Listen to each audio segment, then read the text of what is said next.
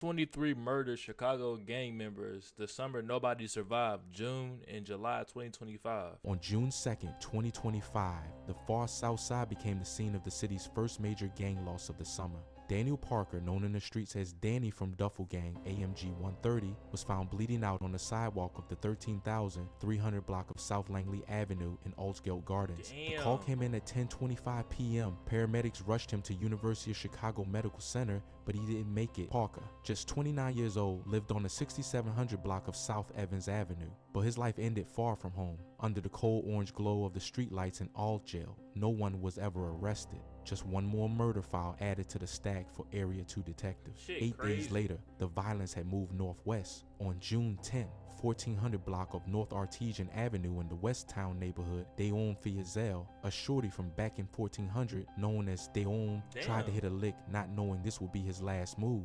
Just after 10:45 p.m., Dayon pulled up on a man getting things out of his car and tried to rob him, but this would-be victim had a concealed carry license. He pulled out his own gun and shot Dayon dead right there on North Artesian. Dayon was just 18. His body was rushed to Stroger Hospital where he died from his wounds. In the neighborhood there were rumors he was trying to make a name for himself, but some said he hadn't earned his stripes. The case would make headlines, but the streets would move on just as quickly. June 16 saw the violence spill over the state line. Rashad Davis Wookie from Moby lost his life not in Chicago but across the border in Hammond, Indiana. That night, Munster police tried to pull over a car near the Klein Avenue exit of I-80/94. The driver fled, leading police on a high-speed chase. The pursuit ended in flames as the car crashed off the highway and caught fire. Wookie, the only occupant, died at the scene. In 2012, both Wookie and his homie Bookie had survived separate shootings, both nearly dying. This time, there was no second chance. Back on the south side, June 17th would be marked by two tragedies. Terrion Thrower, known as Jigger from Nickel Gang in 600, died in a motorcycle accident. The exact intersection never made the news, but everyone in the set knew he was gone too soon. On that same day, violence came to the 2100 block of East 93rd Street in Calumet Heights. Johnny Jackson Jr., known as Lil Johnny from Ghoulie Gang, was behind the wheel of a Chevrolet when gunfire erupted. A bullet hit him in the back. Losing control, Lil Johnny's car crashed into another vehicle, then plowed into a house. Officers arrived to find him slumped, the engine still humming, and by the time he was pulled out, it was too late. He was only 18. June 19th, the city lost another at the 600 block of West 63rd Street in Englewood. Denzel Robinson, Gleesh from TTE, was leaving a store when the gunman opened fire. The sound echoed off the brick facades as Denzel collapsed. He was 32. The killing was as swift as the investigation that followed. His alleged killer, Jabari Johnson, was arrested the same day Denzel died, though not before another family was left in ruins. Early morning, June 21st, the near west side. It was about 2:30 a.m. when shots erupted in the 2300 block of West Roosevelt Road near Tri-Taylor. Malik Johnson, Leak from Marcus Way, stood outside on the sidewalk, not knowing three gunmen were about to jump out of an SUV. The burst of gunfire left Leak and a woman named China dead. Another man shot her in the ankle. The shooters disappeared before the blood had dried, and the city would awake to another double homicide and another set of unanswered questions. 4 days later, June 25th, the 1200 block of South Springfield Avenue in North Lawndale was the scene of one of the most brazen murders of the summer.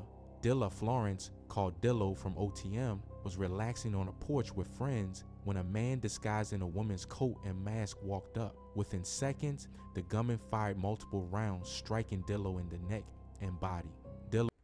Wow, this nigga really did the Lil B method. Damn. I thought that shit was patched, twin. Damn. RIP to him, though. Damn, bro. Shit. You know that's whenever really niggas really just destined to get you, bro. Like, niggas really, like, going out of their way. Doing some crazy shit. Damn. That means, bro, that means he must have looked like an actual girl. Damn. Was 46. The killer ran off, shedding his disguise in the yard of a nearby senior center before his getaway. The shooter, Tyron Mars, would later be charged with murder, but Dillo's loss would hit the block hard. Shit. Shit. The afternoon of June 28th saw more bullets, more pain. At 800 block of East 63rd Street, inside a Woodlawn gas station, Keenan Campbell Rorell from Gyro City was shopping with his son and some friends. Two men entered and started shooting. Keenan was hit several times and rushed to University of Chicago Medical Center, where he was pronounced dead. Damn, with his son and his kids. Damn, I said son and his kids. With his son and his kid friends. Damn, bro. See, bro, leave that gang life, bro.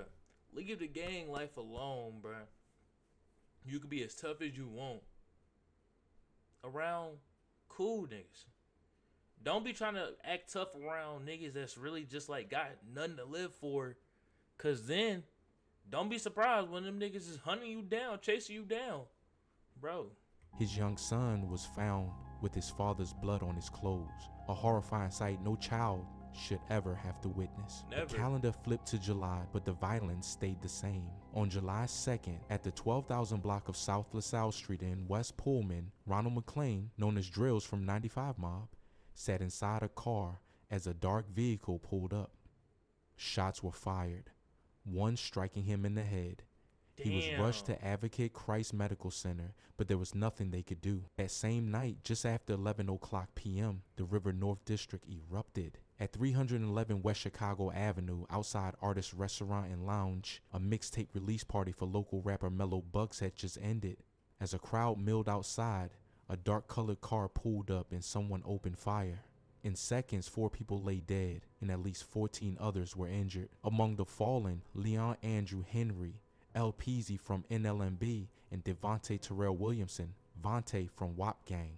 Both were young, both deeply loved by family and friends. Williamson had just gotten his CDL and was a loving father to his young daughter. Damn. He just got his CDL.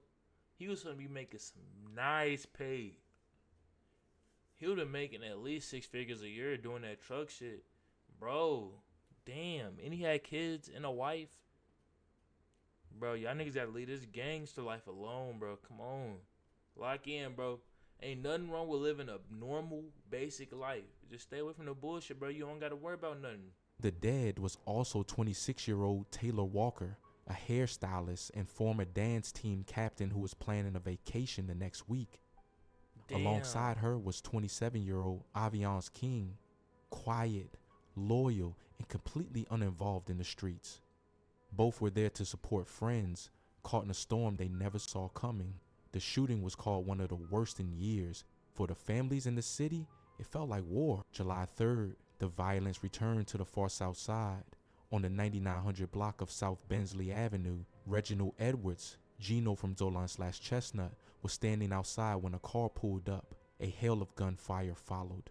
Struck multiple times, Gino died at University of Chicago Medical Center less than an hour later. Independence Day weekend, July 5th, the 1000 block of North Laverne Avenue in the Austin neighborhood. Police responded to a call early that morning and found Brian Keith Meeks, BJ from Ghost Mob, TNG, dead inside a residence, shot in the head. He was only 30 years old, another casualty of a holiday weekend that would see even more bloodshed citywide. On July 6th, Demeki Davis Meek from FBG 157 was in the 9600 block of South Brennan Avenue in the South Daring neighborhood when he was shot 5 times, 2 to the chest, 3 to the right leg. Davis was taken to University of Chicago Medical Center in critical condition but died a short time later.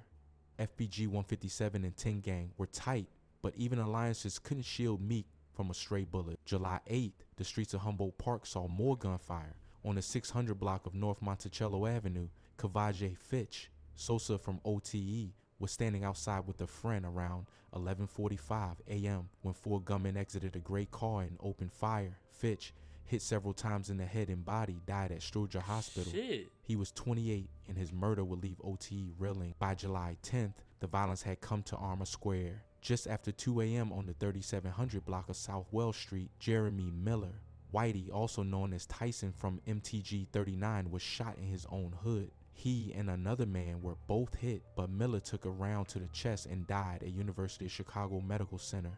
Tyson was respected, quiet, A real original. Some say he's the Tyson Dirk meant in the rap tracks. Now another OG going too soon. The next day, July 11th, tragedy struck Riverdale. Crazy. At the 13,200 block of South Langley Avenue, Prince Johnson, Big Primo from Buff City, was shot multiple times in the head. Primo had only recently come home after serving time for a murder in the early 2000s. At 43, he was still considered a top dog. But the game he survived for years finally caught up to him. Police found him dead at the scene. Early July 13th. They was waiting to do that too. Damn, gang, he just got out and he already gone. Damn. Devon LaSalle, Freaky, from OTE, was found shot in the 800 block of North Cambridge Avenue, River North. Multiple wounds to the body. Freaky was an OG long out of street politics, but the bullet didn't care about retirement. He died at Northwestern Memorial Hospital.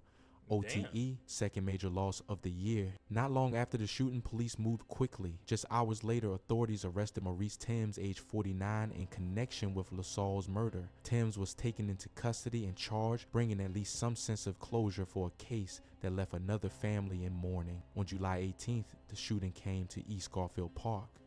Demarion Ligon, Chop from TTU, was standing outside on the 2800 block of West Arlington Street around 10 p.m. Someone walking by pulled out a gun and shot him in the torso. Chop died at Mount Sinai Hospital, another statistic for the city's grim homicide map. The next day, July 19th, South Shore, on the 2000 block of East 68th Street, police found Demetrius Cole Jr. Michi from UMG shot to death. His family suspected he'd been backdoored by someone he trusted, maybe even set up by a girl. Another young life ended, another family forced to bury a son. The bloodshed didn't stop. July 24th, the 2000 block of East 103rd Street in South Daring, Damian Williams, Damo from Met Boys, was found with gunshot wounds to his torso and leg at 3:20 a.m. He died at the scene. Damo was the brother of Kayo, killed back in 2013, and his family believed he too was backdoored. Two brothers, two funerals, both claimed by the same streets. By July 29th, OTM would lose another in the first block of Northwestern Avenue on the near west side. Antonio McDuffie, Lil Tone, was hit in the drive-by just before 10:40 p.m. He was shot in the legs and head, taken to Schroeder Hospital, and died the next morning. A 49-year-old man was also shot but survived. Every one of these lives was lost in just 2 months. That's the kind of reality they're facing in Chicago right now. It's not. I can't lie, they facing that in Chicago, but we facing that in the Lou. Niggas facing it in Detroit. I seen Detroit that became a little hot spot too. But hey, that's it for the video, y'all boys. Hey, stay safe, stay out the gang, stay out of everything. Make sure like, comment, subscribe, bro. Let me know if you enjoyed the video in the comments. We out of here. Deuces.